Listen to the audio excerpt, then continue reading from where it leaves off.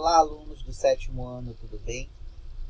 Estou aqui com vocês para fazer a leitura da apostila de religião e orientá-los na resolução de algumas atividades. Lembra vocês que esse material de religião, a apostila, está no nosso site da escola, onde você pode fazer consultas e imprimir ou copiar os exercícios e as resoluções, ok? Podemos começar? Na aula de hoje, você vai até a página 1, Como ler a Bíblia. Acompanhem comigo a leitura. Ler um livro escrito há muitos séculos é uma experiência fascinante. É como descobrir um novo mundo, depararmos com costumes, hábitos e formas de pensar típicos da época. A própria língua tem expressões e vocábulos que hoje não usamos mais e constatamos também que muitas situações e problemas são semelhantes aos que vivemos hoje. Mas, para podermos usufruir essa experiência, precisamos nos preparar e considerar a cultura da época, as características do autor e da língua.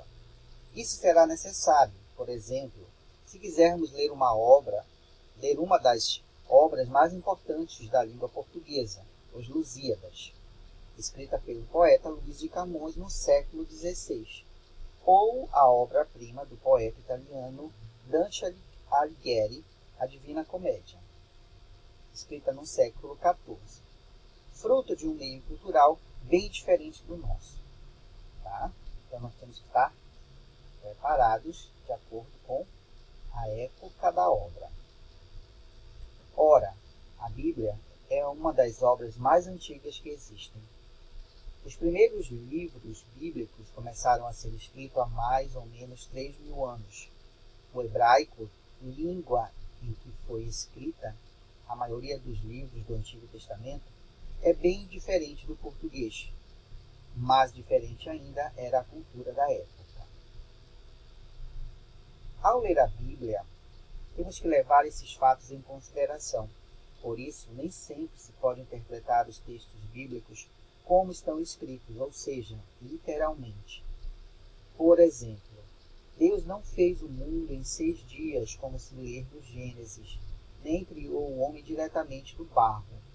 Esse relato reflete o que o povo judeu, com os conhecimentos que tinha na época, pensava a respeito.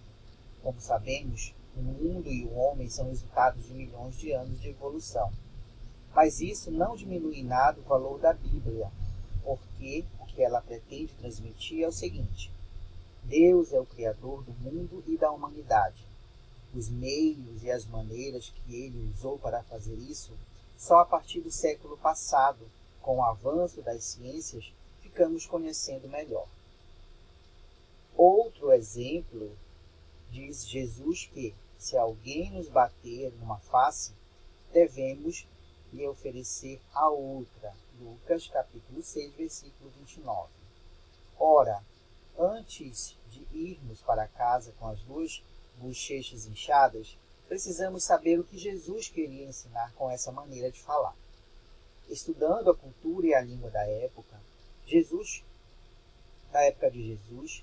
concluímos que, com aquele conselho, ele queria dizer que é preciso perdoar aqueles que nos ofendem. Aliás, ele mesmo foi esbofeteado por um soldado e não ofereceu a outra face. Pelo contrário, encarou o agressor com firmeza e dignidade e perguntou-lhe: por que me bateste? Tá? Em busca do tesouro. Você certamente viu Os Caçadores da Arca Perdida, um filme famoso de Steven Spielberg. Para se apossar da Arca da Aliança em poder dos alemães, Indiana Jones enfrentou situações em que sua vida esteve por um fio várias vezes. Conhecemos ainda muitas histórias reais e fictícias em que as pessoas não medem sacrifícios para conseguir um tesouro procurado. Ora, a Bíblia é um tesouro inestimável que está às mãos de quem queira se esforçar um pouco. O valor da Bíblia não é só religioso, é também cultural e literário. A Bíblia é uma obra-prima de Deus e da humanidade. Vamos estudar agora a citação de livros bíblicos, tá? Os livros bíblicos são divididos em capítulos e estes em versículos. O Êxodo, por exemplo, é dividido em 40 capítulos. Veja como citamos um de seus versículos. Eu sou Javé, teu Deus, que te fez sair do Egito, da casa da escravidão. Êxodo 20,2. Isso quer dizer, nome do livro, Êxodo, vem na frente. Logo em seguida tem o número do capítulo, vírgula, e após a vírgula eu tenho o número do versículo. Tá bom? Então nós vimos anteriormente essa mesma forma escrita para indicar de onde foi extraído o texto. Ao consultarmos a Bíblia, percebemos que os números relativos aos capítulos aparecem em tamanho maior que o dos versículos. Observe. Aqui o capítulo e o versículo de número menor. Mas, nas citações, os números dos capítulos e dos versículos têm o mesmo tamanho. Por exemplo, a referência da citação acima é Eclesiastes, capítulo 1, versículo 9. Observe ainda esses casos. Emprega-se a vírgula para separar o capítulo do versículo. Exemplo que você tem, ok? A separação entre os capítulos e o versículo. E como eu vou ler? Lê-se Êxodo, que é um livro, capítulo 20. Você vê que não tem vírgula após o livro, somente entre os capítulos e os versículos. Capítulo 20, versículo 2. Usa-se o hífen para citar vários versículos seguidos. Assim, você tem aqui a inicial do capítulo, do livro, tá? O capítulo e o versículo. O hífen substitui os versículos 2, 3 e 4.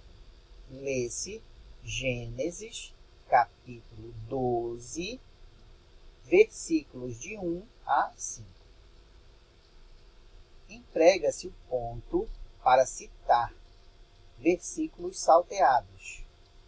Assim, você tem aqui a letra CT 1,2.5.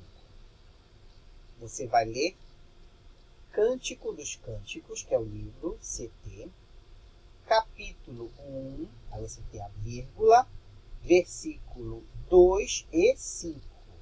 Está dizendo que foi o versículo 2 e o versículo 5. Usa-se SS para indicar os versículos seguintes. Exemplo, você tem aqui, ó, EX 20,14 SS. Eu vou ler da seguinte forma: Êxodo, que é o livro, capítulo 20, aqui, versículo 14 e seguintes. Deu para entender? O uso da vírgula, do hífen, do ponto e do SS. Vamos continuar. O ponto e vírgula pode ser usado para separar capítulos de um mesmo livro. Exemplo, você tem aqui, ó, MT 22,15, ponto e vírgula, 28,1. Essa é uma fórmula matemática, né? Mas é bem simples. Segue também a mesma sequência. Então, Mateus, que é o livro, capítulo 22, versículo 15. Olha o ponto e vírgula. E capítulo 28, versículo 1. O ponto e vírgula também pode ser usado para separar livros diferentes. Exemplo, AT 17,23, ponto e vírgula, JO 8,27 pontos. Como eu vou ler?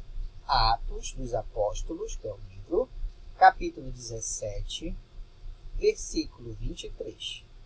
E, olha aqui o ponto e vírgula, e, já mudou o que de livro? João, capítulo 8, versículo 27. O travessão indica a sequência de um capítulo a outro. Exemplo, LC 7,2, travessão 8,5. Como eu vou ler? Lucas, capítulo 7, versículo 2 até o capítulo 8. Versículo 2 até o capítulo 8. Versículo 5. Ok? Aqui embaixo eu tenho a abreviatura dos nomes dos livros que compõem a Bíblia. Costuma-se abreviar os nomes dos livros nas citações bíblicas, certo? Apresentamos a seguir a abreviatura dos nomes de alguns livros da Bíblia. Então aqui você tem, tá ok? Você tem o nome por extenso e ao lado a abreviatura. Exemplo, Gênesis, Êxodo, Levítico, Números, Deuteronômio, Eclesiastes, Cântico dos Cânticos, Salmos, Provérbios, Isaías, Jeremias. Tá? Faça a leitura de todinhos. Aqui você tem uma atividade na página 4.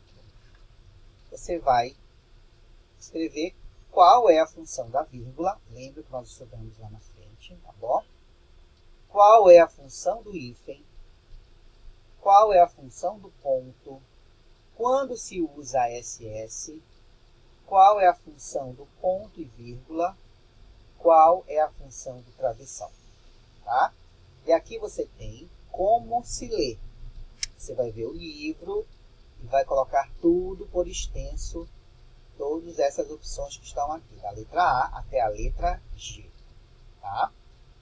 Aqui na página 6, você novamente tem as abreviaturas que você vai relacionar aos respectivos livros da Bíblia.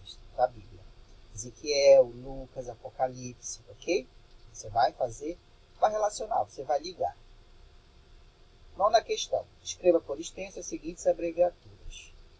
O HB, o SL, o EX, o AT e o 2TS. Quais são esses livros? Ok? Então aí vai a nossa aula da página 1 até a página 6. Releiam todo esse material, assistam novamente a videoaula e refaçam ou façam os exercícios. Lembrando que todo esse material está disponível no site da escola, é só você procurar Apostila de Religião. Lá você vai ter o material para consulta e os exercícios para resolução, tá bom? Então fiquem com Deus e até a nossa próxima aula.